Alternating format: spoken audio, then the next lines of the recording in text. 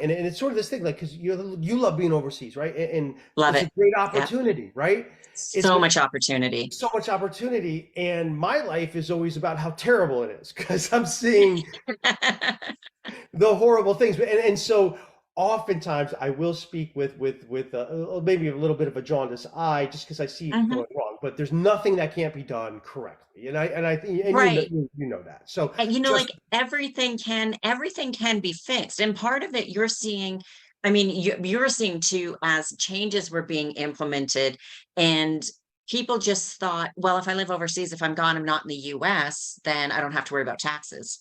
But the US is very different. Like very I'm from Canada. So once I become a non-resident, I don't have to worry about filing an FBAR or my tax return or things like that, because we don't have to as Canadians, but things are very different for Americans. So just explain to some people what that FBAR is, because they may have been gone and they just think I don't have to file, but there's still paperwork that has to be filed even when you're not a resident anymore. So the FBAR. The FBAR is I know the history very well, and I have probably 100 videos on the FBAR. Um, so I'll give you some interesting facts, and I'll go to try to get Okay. through it. So it was passed in 1970, and Mm, it stands for Report of Foreign Bank Account. So as you can see, mm. the acronym doesn't even match up. So that's the first thing. It's like you couldn't even get that right. You couldn't even get that right, and that's kind of like that. So just to Yeah. understand, everything about it is wrong, and really, that's what I've discovered. Every single thing about it is wrong. It was passed in 1970 as part of the Bank Secrecy Act, and then it was said it was $10,000, and Mhm. that amount has not been changed for inflation. So Which there's is okay, crazy. there's something wrong with it. Now, this is what happened that allegedly the claim is law enforcement said we needed another tool to go after the worst of the worst. And it's really difficult for us to have trials. So can you help us out and give us something that doesn't, not so messy? And so, what we'd really appreciate is if we place an affirmative duty on everybody who has a foreign bank account of which they have signatory control or a beneficial interest in, if we mandate them to report that to us. And if they don't, it will allow us to assess penalties up to 50% of account value per year, multiple years. So actually being able to give someone a penalty bill higher than what the account made. Few things about the FBAR. It has nothing to do with your taxes. It's not a tax form. It's actually not, but it gets confusing.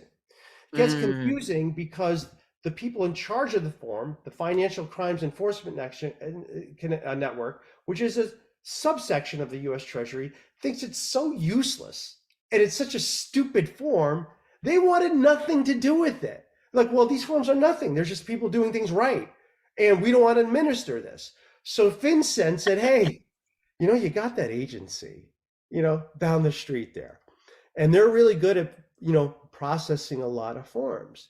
So can we put the IRS in charge of processing? And this is it. This is the thing. Mm. And this is like, here's another thing that's wrong with it.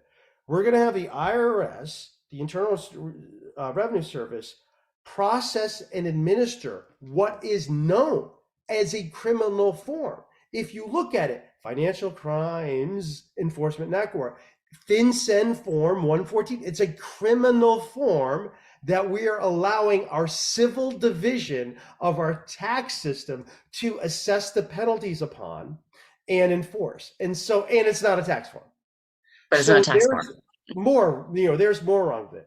Now, over the years, the FBAR was basically a speed limit everybody ignored. It was there, but it wasn't a thing. No one thought of it as an enforcement tool, and there's actually pretty good reasons why you do it.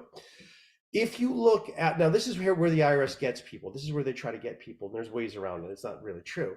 They'll say this, hey, look, on Schedule B of your return, it's going to ask if you own any bank accounts over $10,000, and it'll inform you to go to the FBAR. And say, so it's down there, and people don't check that. They're like, you were willful. That's not true. If you did that, it's not fatal at all. But if you look at that, you're like, oh, okay, go here, go to this FBAR form, see if it's filed. You go to the instructions, and then you'll be pointed to the regulations. The regulations will say yes. Every year, you have to report your existence of your foreign bank accounts to the U.S. Treasury on this form, FBAR form. The source for this is 31 USC 314. That's the section of the code where the Bank Secrecy Act is.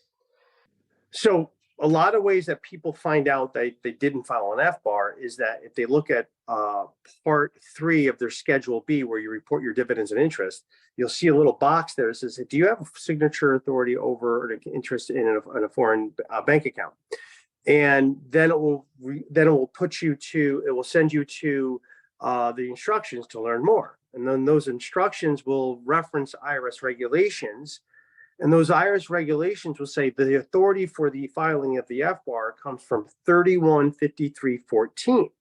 If you go to look at that's 31 USC code, the United States Code, that's where you find the law that says this is where the FBAR authorization comes from.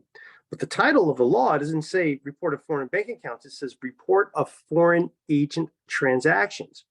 And when you go through so the first assumption I had was like, oh, well, that's what they mean by bank account. Your agent's a bank account.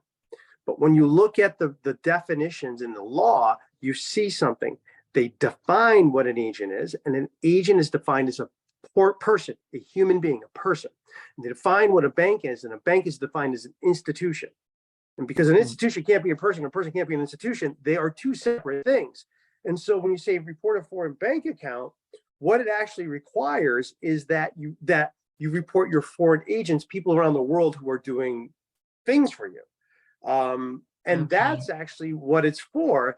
And it's this crazy thing because people's entire lives are being ruined over this penalty. And even the Supreme Court looked at the FBAR very recently, and the Supreme Court didn't seem to be able to read the statute either, because it doesn't say that. It's very plain, and the definitions make it so.